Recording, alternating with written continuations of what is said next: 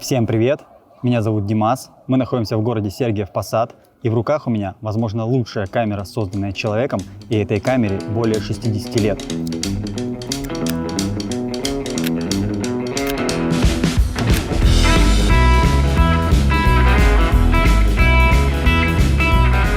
Выпущенная в 1954 году Leica M3 стала прародителем всех последующих камер серии Leica M. Совмещенный дальномер с рамками 50, 90 и 135 мм, курковой взвод затвора, байонетное крепление объективов и неповторимый дизайн – все это совершило революцию в мире фотографии. И неудивительно, что в 1957 году в журнале National Geographic 99 из 100 фотографий были сняты на камеру Leica. Выпуск М3 прекратился в 1967 году. За это время было произведено 226 тысяч экземпляров, что делает М3 самой массовой камерой Leica. Каждый экземпляр М3 полностью собирался вручную одним мастером, включая настройку и регулировку всех узлов и механизмов. Дальнейшее производство серии М перешло на конвейерный тип сборки. Актуальна ли сейчас эта камера в нашем 21 веке, мы можем выяснить только опытным путем. Но для этого нам нужно зарядить пленку.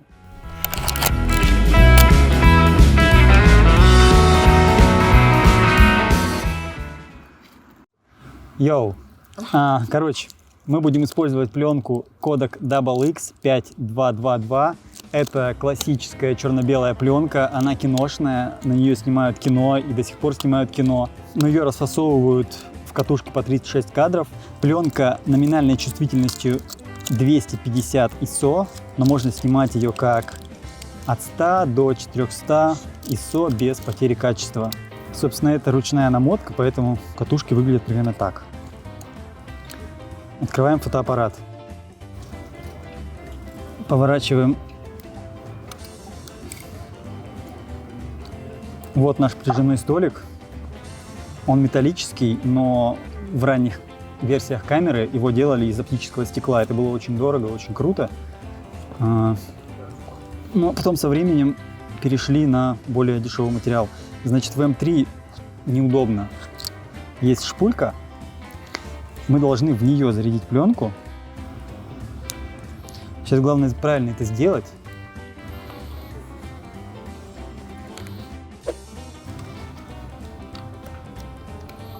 Вставляем.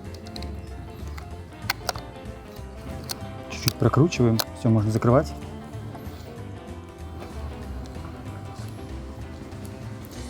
Делаем еще пару контрольных взводов. И так как камера у нас полностью механическая, она не имеет никакой электроники, никакого замера, экспозиции, мы будем использовать внешний экспонометр фирмы Whitelander. Вот он так выглядит. Он с аналоговым управлением и, в принципе, очень удобен. Вставляется в горячий башмак камеры. Значит, объектив мы будем использовать лейковский классический Summicron 50 мм f2. Эта линза оптически без изменений выпускается с 1979 года по сегодняшний день. То есть рестайлинг у него был. Это вторая модификация с выдвижной блендой. Но оптически это довольно-таки древнее стекло, хотя очень качественное, очень крутое и культовое, можно сказать. Все, значит, пленку зарядили, линза есть, экспонометр есть, можно идти снимать.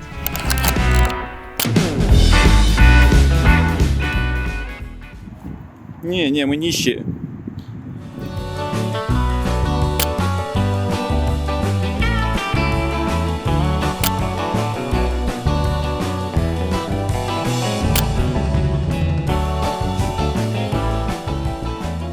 Дима ищет свою цель. Спящие бомжи, это избито, да? Да. Но не для Ютуба.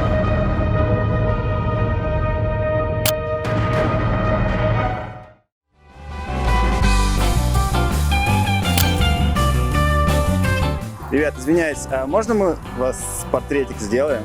Вы такие интересные.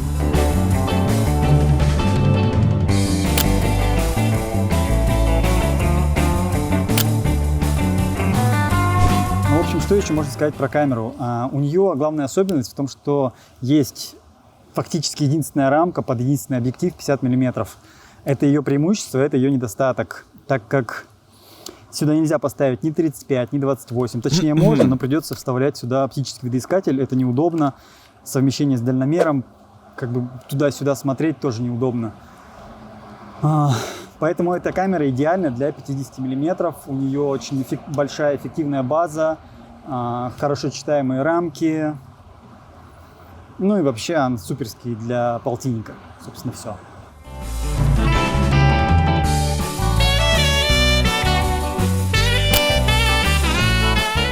Я уже ее снимаю, если что. Серега, ну так далеко же нельзя ее фотографировать. А? Надо же ближе подходить к объекту съемки. Я снял, у меня зум. Пиццу возьми. Пиццу возьми. Купили пиццу. Серегина идея была кормить бабуленьку и ее фотографировать. Но она попросила купить ей покушать, и, в общем-то, мы не могли отказать. Но мы попросим ее сфотографировать, ее, с голубями. Но голуби уже куда-то улетели. Но попросим голубей прилететь обратно. Но они увидят пиццу и прилетят. Да. Голуби. Да. Да, вы просили. А денежку мне очень не дадите? К сожалению, нету. Мы все на пиццу потратили. Все. А можно мы вас сфотографируем на пленку?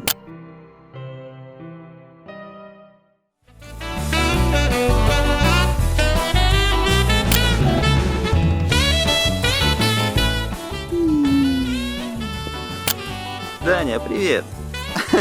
Как дела?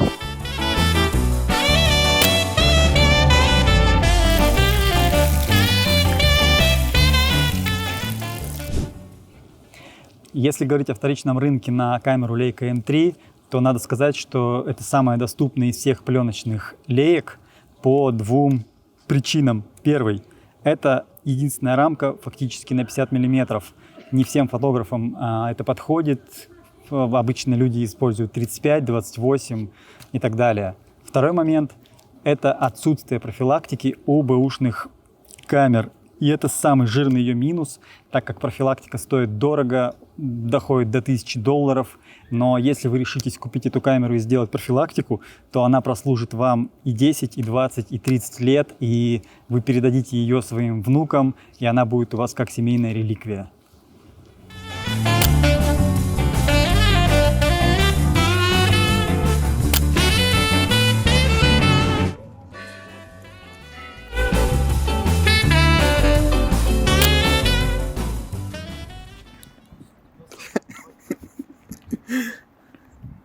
Он же нас смотрит. Я тебя спалил, да? Да.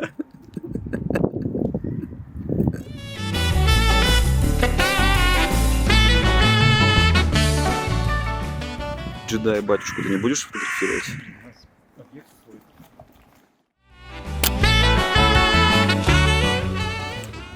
Так, у нас остался последний кадр. Нужно поймать шедевр. Ну, я считаю, надо сделать просто классический кадр с цветочками, церковью. Но здесь сложно, потому что экспозиция будет... Цветочки у нас 2,8, 128, а небо у нас за 8. То есть надо где-то брать 4, 5 и 6 и так снимать. Вперед! Художник, твори! Я придумал кадр! А это ты что? Это то же самое, только отражение будет. Не будет тот храм, а будут цветочки и отражение храма. Но мне нужно максимально закрыть диафрагму. Надо делать выдержку 1/15, а диафрагму закрывать до 11. Чтобы все было резко. Ну все не будет резко, конечно, но максимально. И сейчас еще подождем человека, который идет на заднем плане. Желательно, чтобы он был в черном, чтобы была контрастная фигура черная, поп какой-нибудь. Ты скажи, когда кто-нибудь пойдет. Попов не видать. Вообще никто не идет. Вон цветная женщина идет. Цветная? Да. В белом? Да, вот она подходит. Хорошо. Она к нам идет. Хорошо. делаешь шедевр. Я не успел. Вырежем то, что мы стоим 3 часа, а снимем, как будто бы за 2 Давай секунды я сняли. пойду просто. Серега, мы А то мы будем 3 часа. Уличные фотографы 3 часа стоят. велосипедисты едут, все, они высоко будут, все хорошо. Тун-тун-тун-ту-ду-тун. Тун-ту-ду-ду-тун-тун-ту-ду-ду. Ну, не знаю. Снял. Все, пленка закончилась. Да, сейчас нужно ее скрутить. Так. Так, что мы для этого делаем? У нас, значит, есть рычаг для обратной перемотки. Мы его поворачиваем. И, собственно, здесь у нас есть такая крутилка. Мы ее поднимаем вверх. Продолжительное время, ну, может быть, секунд 30-40. Крутим до характерного щелчка. Все, мы докрутили. Вот, снимаем чехол, который защищал нашу камеру все это время. Открываем нижнюю крышку. Пленка у нас смотана. Собственно, вот она. Пленка у нас смотана. Собственно, вот она.